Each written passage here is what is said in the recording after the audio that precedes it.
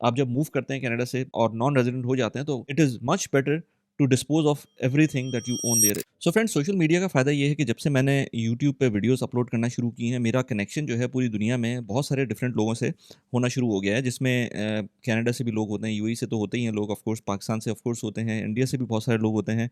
पूरे GCC reason में बहुत सारे लोग अब जानने लगे हैं, तो मुझे बहुत सारे ऐसी इनसाइट्स मिलती हैं जो बहुत एक नॉर्मल पर्सन के लिए बहुत मुश्किल है इस तरह के लोगों से बात करना या इस तरह की इनसाइट्स लेना। मैं यूएई में रहता हूँ, मैं आज तक कनाडा नहीं गया, लेकिन मुझे बहुत सारे इनसाइट्स मेरे दोस्तों के थ्रू और फिर जब मैं कंटेंट क्रिएट करता हूँ उस टॉपिक से अराउंड, तो फीडबैक्स आना शुरू हो जाती हैं। लास्ट एक वीडियो मैंने बनाई थी इन कोलैबोरेशन विद बहरोज़। बहरोज़ मेरे एक बहुत अच्छे फ्रेंड हैं, जिनसे मैं आज तक नहीं मिला, लेकिन बिकॉज़ ऑफ सोशल मीडिया वो हमारी ऑलमोस्ट रोज़ाना व्हाट्सएप के ऊपर कन्वर्सेशन होती है और कभी-कभी हम लोग ज़ूम पे भी मिल लेते हैं या इस तरह की हम कोलैबोरेशन भी कर लेते हैं। जिस तरह की लास्ट मैंने वीडियो बनाई थी, वो आपको लिंक जाके उस पे देख सकते हैं।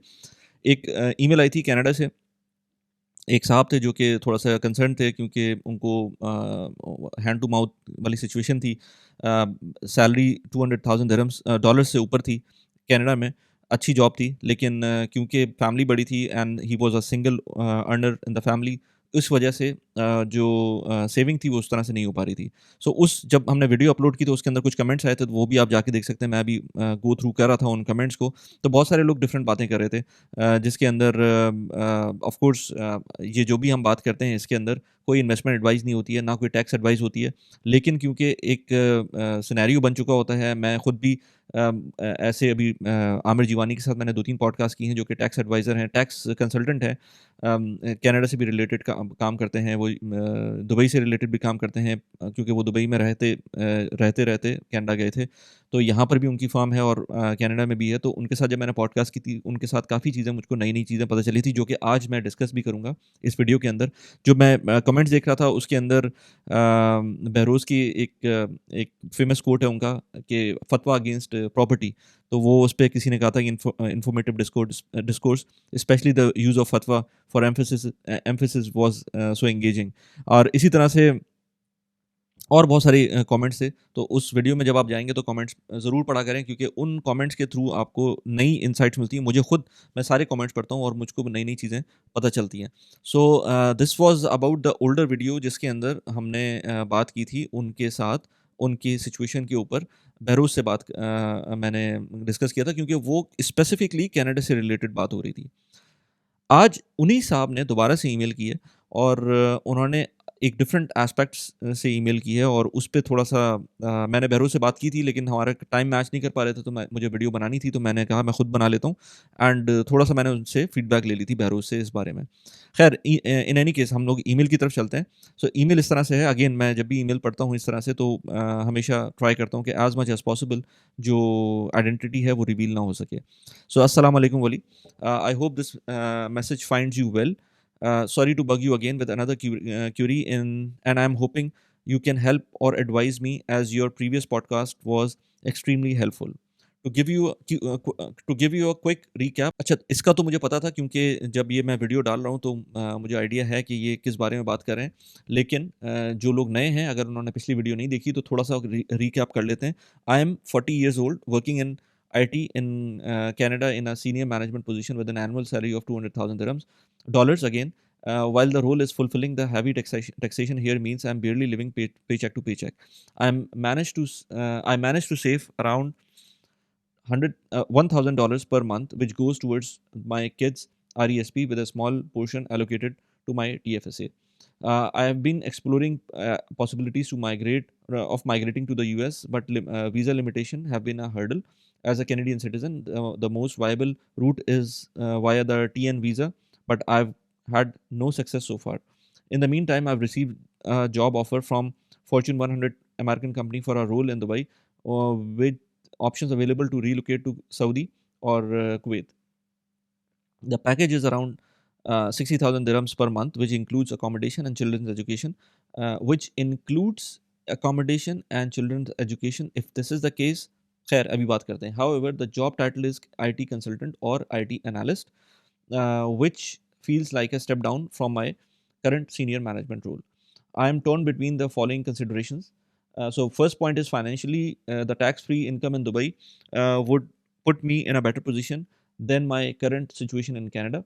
Second is work-life balance. Moving to Dubai may provide better balance, especially with affordable domestic help, which would relieve some of the burden of on my wife as we are raising our kids. इनकी family बड़ी थी, last हमने video में बात की थी. Career trajectory. I'm concerned about stepping down in job title. While the compensation is better, I wonder if this move could affect my long-term career prospects. For instance, if the job in Dubai doesn't work out due to uncertainty in the Middle East or other unforeseen reasons, I need to return to Canada within 6 to 12 months. I may struggle to secure a similar high-paying position in current Canadian job market. Number fourth point पर pathway to the US, being part of the Fortune 100 American company in Dubai might eventually create an easier pathway to migrate to the US on a work permit or L1 visa, which has been challenging from Canada. Obviously, leaving Canada even for the Middle East or US is not an easy decision. I have been living here for a long time and have made investments that complicate this move. I have a rental property. इन्होंने ये सारी चीज़ें उन्होंने last video में बात की थी.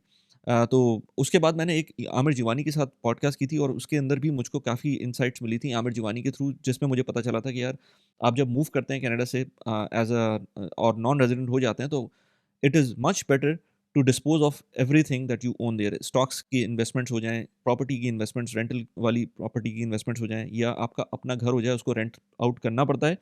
और अगर रेंटल पे नहीं दे सकते तो आप उसको खाली नहीं छोड़ सकते. आपको उसको ये नहीं कह सकते कि मेरा कोई रिलेटिव रह लेगा वहाँ पर, आपको उसको रेंट आउट करना पड़ता है. So there are so many cons of leaving Canada and becoming a non resident अगर इस तरह की सिचुएशन बनती है. So obviously leaving Canada even for a middle, अच्छा ये हमने पढ़ लिया था.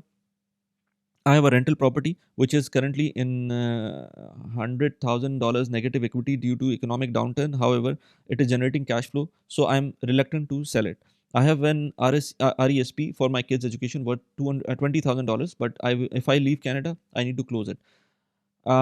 Return all the grants and forfeit the savings. I have some investments in TFSA which I need to cash out. Thankfully, they're not in negative, so that's not a major issue.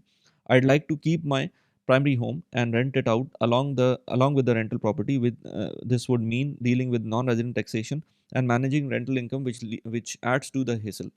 As I said कि rental पे डालना भी property को hassle ही होता है, कोई इतना आसान काम नहीं है. Considering all these factors, the move to Dubai would require significant adjustment. Ultimately, I see this as a temporary transition because I'd like to return to Canada in 5 to 10 years due to my kids' education. My eldest is already जो as उन्होंने बताई थी वो near to university है. It's not very far away, so there post secondary education in Canada is a key consideration. Another factor is the uncertainty in the US. While this opportunity with an American company in Dubai might open pathway for L1 visa or intra-company transfer to the US, it is unclear if this will all materialize. Direct migration from Canada to the US seemingly difficult, especially with the possibility of Trump's return and stricter visa policies. अब तो खैर Trump आ गया है, ये थोड़ा सा पुरानी email थी. Visa policies for H1 and TN visas. Do you think the offer in Dubai is worth the hassle? Is it better to wait for a direct opportunity in the US? I'd appreciate your guidance based on the experience and insights. Like before, please don't mention my name for confidentiality. Thank you for much of your time. अच्छा, इसके अंदर कुछ चीज़ें पुरानी video अगर आप देखेंगे तो उसमें आपको ज़्यादा अच्छी तरह से पता चलेगा, कुछ कॉन्टेक्स्ट मिल जाएगा. लोग मुझे ईमेल कर रहे होते हैं, मैं कोई फाइनेंशियल एडवाइज़र भी नहीं हूँ, ना कोई मैं एक्सपर्ट हूँ, लेकिन मुझे क्योंकि इस तरह की ईमेल्स मिल रही होती हैं तो मुझे काफ़ी चीज़ें दुबई से रिलेटेड, कनाडा से रिलेटेड, यूके से रिलेटेड, यूके में खैर मैं खुद भी थोड़ा सा रह चुका हूँ, लेकिन इन जगहों से रिलेटेड मुझको चीज़ें पता चल रही होती हैं. So I understand a lot of those nuances जो कि लोग सोच रहे होते हैं. इसके अंदर कुछ पॉइंट्स हैं. एक तो पॉइंट ये कि जो आप वर्क लाइफ बैलेंस की बात कर रहे थे, तो दुबई में आप सोच रहे हैं कि वर्क लाइफ बैलेंस आपको अच्छा मिलेगा, लेकिन मैं आपको बता दूं, ठीक है आपको अफोर्डेबल डोमेस्टिक हेल्प मिल जाएगी, लेकिन जो जो प्रॉब्लम यहाँ पर आएगी, यहाँ पर आपको ऑफिस एनवायरनमेंट के अंदर प्रॉब्लम आ सकती है. मैं सबको कहता हूँ, इनफैक्ट मेरी एक पॉडकास्ट हुई थी, एक इंडियन थे जिनका नाम था मनप्रीत सिंह, उनसे मेरी बात हुई थी. वो यूएस से सो पहले उन्होंने कनाडा में जॉब की थी, फिर उसके बाद सॉरी पहले उन्होंने इंडिया में जॉब की थी, फिर वो मूव कर गए थे यूएस। यूएस में उन्होंने पढ़ाई-वढ़ाई करने के बाद जॉब की वहाँ पर, उसके बाद फिर वो दुबई आए, दुबई में जॉब की, फिर वो इंडिया वापस चले गए क्योंकि एच-1 का उनका मसला था। तो ये सारे उन्होंने जब प्रोज़ एंड कॉन्स देखे थे, तो वो मुझे यही कह रहे थे कि यार, जो इंडिया में हम लोग जिस तरह से जॉब करते थे, वो तो एक नेक्स्ट लेवल हासिल होती थी ना, उसके अंदर तो हर वक़्त के ही एक मारा-मारी चल रही होती थी। कनाडा में या यूएस के अंदर एक सर्टेन लेवल पे आपको वर्क लाइफ बैलेंस मिल रहा होता था। कनाडा में फर्दर उससे ज़्यादा वर्क लाइफ बैलेंस अच्छा मिलता है क्योंकि वहाँ पर और एक रिलैक्स सिचुएशन होती है। दुबई हाइब्रिड था in between India and US, he was placing in between that situation. और मुझे पता है जो लोग कनाडा से जॉब करके आते हैं यहाँ पर, वो लोग सर्वाइव करना उनका थोड़ा-सा मुश्किल हो जाता है क्योंकि वहाँ पर सिचुएशन डिफरेंट होती है, ये हाइली कॉम्पिटिटिव है। जो लोग कहते हैं ना कि कनाडा कॉम्पिटिटिव है, मैं कहता हूँ दुबई आसान नहीं है। अगर आप जॉब करना आते हैं, चाहे कोई भी पासपोर्ट हो आपके पास, यहाँ पर बहुत ज़्यादा कॉम्पिटिशन है। छोटा-सा सिटी है एक, तो उसके अंदर कितने ही आपको एक अपॉर्च्युनिटी मिल जाएगी और कितने लोग आपको रिप्लेस करने के लिए बैठे हुए हैं। So it is not easy at all surviving in Dubai. So ये चीज़ आप लाज़मी दिमाग में रखें कि वर्क लाइफ बैलेंस आपको, आप उस पॉइंट ऑफ व्यू से तो सोच रहे हैं कि आपको अफोर्डेबल हेल्प मिल जाएगी, लेकिन आपको यहाँ पर जॉब की सिचुएशन किस तरह की होती है, ये आपको यहाँ पर आके ही पता चलेगा। सो उसके लिए आपको थोड़ा-सा रियलिस्टिक एक्सपेक्टेशन रखनी चाहिए। करियर ट्रैजेक्टरी जो आप कह रहे हैं, अच्छा पहले फाइनेंशियल उस पे आ जाते हैं कि आपको of course tax free income मिल रही है, लेकिन आपने मुझे बोला था कि आपकी 60,000 दिरहम्स है, इंक्लूडिंग जो चिल्ड्रन्स एजुकेशन है और जो आपको जो आपको आपकी रेज़िडेंस तो नॉर्मली नहीं मिल रही होती, लेकिन अगर आपको इसके अंदर बच्चों की एजुकेशन भी आपको इंक्लूड कर लें, तो 60,000 दिरहम्स मेरे ख़्याल से कंपेयर टू कनाडा जहाँ पर आपको 200,000 डॉलर्स मिल रहे हैं, तो उससे कम है। 60,000 दिरहम्स पर मंथ की बात हो रही है बाय द वे।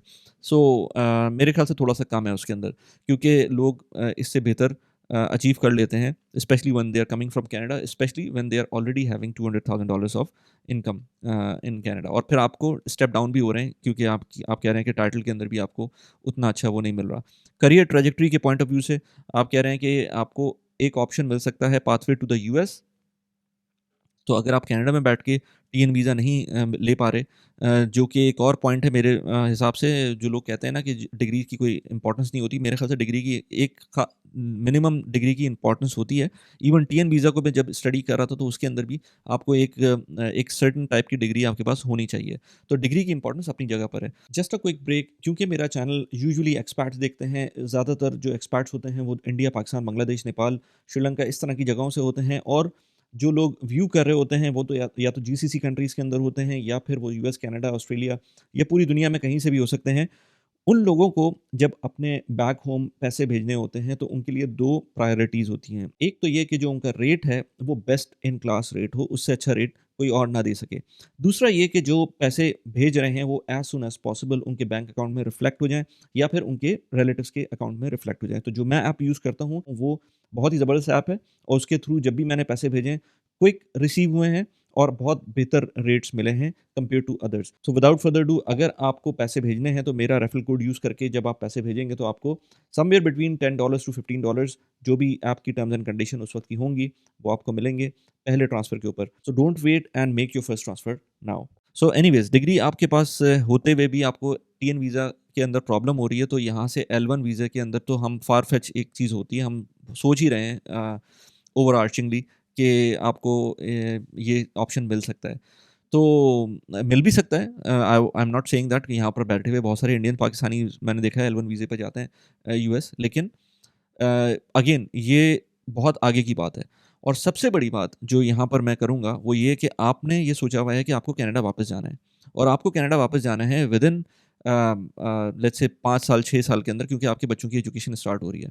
और बच्चों की एजुकेशन स्टार्ट होते वक़्त आप ये तो कर सकते हैं कि बच्चों को सेंड कर दें और फिर खुद रहते रहें यहाँ पर, वो एक अलग चीज़ है। लेकिन अगर आप खुद भी वापस जाना चाहते हैं, फिर ये एडवेंचर आपका 6 साल 5 साल 6 साल के लिए, मेरे ख़्याल से it is not worth it, unless and until आपको बहुत ज़्यादा पैसे मिल रहे हों और आप सब कुछ ही कवर कर रहे हो अपना, और उसके अंदर आपको फिर कोई प्रॉब्लम नहीं हो ये सोचने में कि आप क्योंकि जब होता है ना बंदे के पास नथिंग टू लूज़ वाली सिचुएशन, लेट्स से मैं कहूँ किसी के पास पाकिस्तान के अंदर छोटी-मोटी जॉब है, या इवन कनाडा में छोटी-मोटी जॉब है, लेट्स से $120,000 की जॉब है और अब वो पूरी फैमिली के साथ मूव हो रहा है यूएई इस सैलरी के ऊपर, तो फिर it would probably make sense और फिर वो शायद वापस जाने का भी ना सोचें जल्दी अगर उसी जॉब के अंदर जाना हो उनको।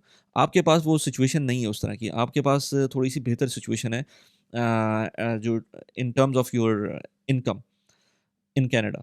तो इसलिए थोड़ा-सा मुश्किल काम है और फिर जब आप जैसे मैंने आमिर जीवानी के साथ पॉडकास्ट में बात की थी और उन्होंने मुझे बताया था कि जब आप छोड़ के आ रहे होते हैं कनाडा तो आपको probably you have to sell of your rental properties और जितनी भी आपके स्टॉक्स पोर्टफोलियो हैं वो भी सेल करना पड़ेगा फॉर टैक्स रीज़न्स। तो अगर आप ये सारी चीज़ें कर रहे हैं, तो आपको नुकसान तो हो रहा है वहाँ पर। $100,000 का तो आपको इमीडिएटली हिट पड़ रही है, जो आपकी नेगेटिव इक्विटी के अंदर आपकी प्रॉपर्टी है। फिर जब आप अपनी करंट प्रॉपर्टी को जो कि आपकी मॉर्गेज है, उसको जो आपका करंट होम है, उसके अंदर आप जब आप उसको छोड़ेंगे, तो उस केस के अंदर भी आपको उसको रेंटल पे देना है, वो एक अलग हिस्सा है। तो ये सारी चीज़ें कंसिडर करते हुए आई फ़ील मतलब मैं कोई ये बात नहीं कर रहा कि और मैंने बहरोज़ से भी बात की थी बाय द वे, तो बहरोज़ भी मुझसे यही कह रहे थे कि यार इतने शॉर्ट पीरियड के लिए जब आप ये सारी चीज़ें कर रहे होंगे, ठीक है आपको नई जगह जाएँगे तो आपको हो सकता है अपॉर्च्युनिटीज़ डिफरेंट किस्म की मिल जाएँ, लेकिन विद दिस लार्ज फैमिली आपको शायद मुश्किल हो और स्पेशली जब आपके पास ये पैसे कम हैं, आपके $60,000 दिरहम्स पर मंथ जबकि आपको कोई इसमें बच्चों की एजुकेशन नहीं मिल रही है और मेरे ख़्याल से 4 बच्चे आपने बताए थे या 3 बताए थे, आई डोंट रिमेंबर नाउ।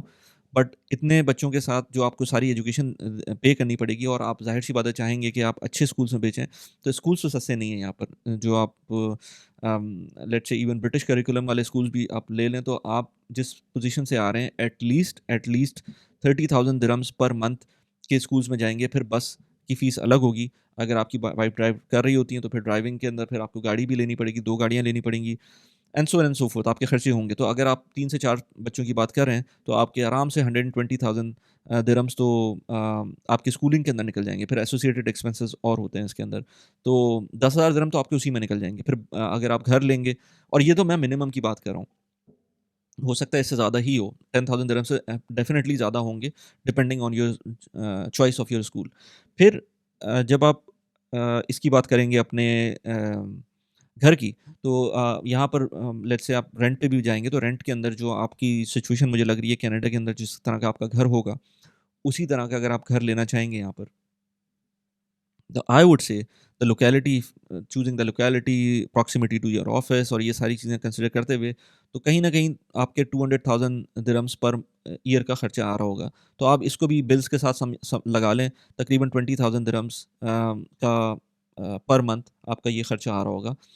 कम भी हो सकता है ऑफ कोर्स, लेकिन जैसे मैंने एजुकेशन के केस में कहा था ये ज़्यादा ही होगा, लेकिन 20 थाउज़ेंड दिरहम्स पर मंथ से कम हो सकता है आपका खर्चा डिपेंडिंग ऑन कि आप किस तरह से उसको अज़्यूम करते हैं। वैसे तो अगेन जो लोग कहेंगे कि यार ये तो आप ज़्यादा बता रहे हैं, लेकिन मैं कंसिडर अगेन कर रहा हूँ कि आप किस कंडीशन में कनाडा में रह रहे हैं, आपको कोई फोर्स नहीं कर रहा है यहाँ आने को, आप अच्छी लाइफ लेने आ रहे हैं, तो उस केस में आपको अपग्रेड करना होगा, डाउनग्रेड नहीं करना होगा। तो उस केस में आपके ये समझ लें कि 30-35,000 दिरहम्स तो आपके जा रहे होंगे, आपके बेसिक फिक्स एक्सपेंसेस होंगे जिसके अंदर आपकी बच्चों की एजुकेशन एंड आपका रेंटल। बाकी के बचे 25 टू 30,000 दिरहम्स तो 10,000 दिरहम तो आप लगा लें, आपके वैसे ही खर्चे हो रहे होंगे यहाँ पर।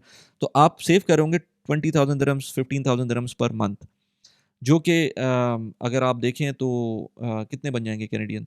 तकरीबन कोई 6,000 कैनेडियन बन जाएँगे। तो 6000 कैनेडियन अच्छे खासे अमाउंट होती है, no doubt about that. But यहाँ पर रहते हुए आप उसके अंदर जो आरईएसपी का ऑप्शन था आपके पास या और डिफरेंट ऑप्शंस वहाँ पर मिल रहे थे टैक्स ब्रेक्स के, वो नहीं मिल रहे होंगे। तो ये आपके सारे पैसे जो खुद आपको इन्वेस्ट करने होंगे, ये आपको खुद देखना होगा। सो अगर तो इससे बेहतर नेगोशिएट कर सकते हैं तो ज़्यादा बेहतर है, वरना मेरे ख़्याल से टीएन वीज़ा के लिए अप्लाई करते रहें, कोशिश करते रहें, वो ज़्यादा बेहतर है। नई चीज़ देखनी है तो नई चीज़ एक जैसे दुबई में आके लोग कहते हैं कि हमें ऑप्शंस देखने हैं, अपॉर्च्युनिटीज़ देखनी है, तो वो एक अच्छी चीज़ है।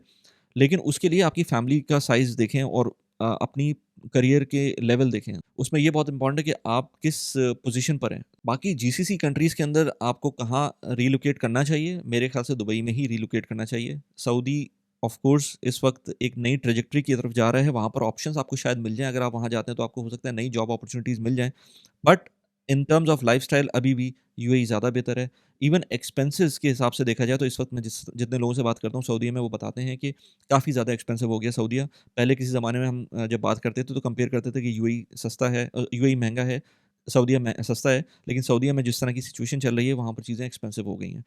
कुवैत को आई वुडन्ट रिकमेंड कि कोई भी जाए अनलेस एंड अनटिल आपको बहुत कोई बड़ा जंप मिल रहा हो पैसों के अंदर। तो मेरे ख़्याल से यूएई ज़्यादा बेहतर है आपके लिए, अगर आप प्लान करते हैं for the longer period of time, और सैलरी आपकी नेगोशिएट बेहतर हो जाती है। अदरवाइज़ इस केस के अंदर बाकी कमेंट्स में लोग लिख के बताएँगे, लेकिन इस केस के अंदर मेरा नहीं ख़्याल कि आपको कोई बहुत बड़ा फ़ायदा हो रहा होगा, कंसिडरिंग कि आप जितने बड़े लॉसेस को एम्ब्रेस कर रहे होंगे। मैंने थोड़ा-सा कैलकुलेशन की थी, ऑलमोस्ट कोई आपका 3 लाख दिरहम्स के करीब का लॉस होगा अगर आप अपनी प्रॉपर्टी को, जो कि इस वक़्त नेगेटिव इक्विटी के अंदर, उसको सेल करते हैं एंड अपनी चीज़ों को भी सेल करते हैं। आरईएसपी का जैसे आपने बताया था, इस तरह की कुछ चीज़ें अगर आप कंसिडर करते हैं तो 3 लाख दिरहम्स के करीब का आपको नुकसान होगा वहाँ से आते हुए। तो उसको रिकूप करते हुए ही आपको अच्छा खासा टाइम लग जाएगा। So considering all these things you have to make your own decisions. मैं तो सिर्फ़ आपको एक एग्ज़ाम्पल यहाँ पर जितना मैं बता सकता था वो बता दिया मैंने। मैंने एक वीडियो भी बनाई थी जिसके ऊपर मैंने बात की थी कि आप अपनी यूएई से रिलेटेड कौन-कौन सी जो पर्क्स होते हैं अपार्ट फ्रॉम योर सैलरी, वो नेगोशिएट कर सकते हैं अपनी कंपनी के साथ। यहाँ पर उस वीडियो का लिंक लगा दिया, उसको आप जाके देख सकते हैं। इसके अलावा मैंने एक वीडियो बनाई थी अभी रिसेंटली एक अजमान के विला की, वो भी आप जाके देख सकते हैं। काफ़ी लोग उसमें इंटरेस्टेड थे क्योंकि वो अजमान की बात हुई थी और अफोर्डेबल की बात हुई थी। यहाँ पर उस वीडियो का लिंक लगा दिया। कैसी लगी वीडियो प्लीज़ मुझे बताइएगा। Thanks for watching the video. Bye bye.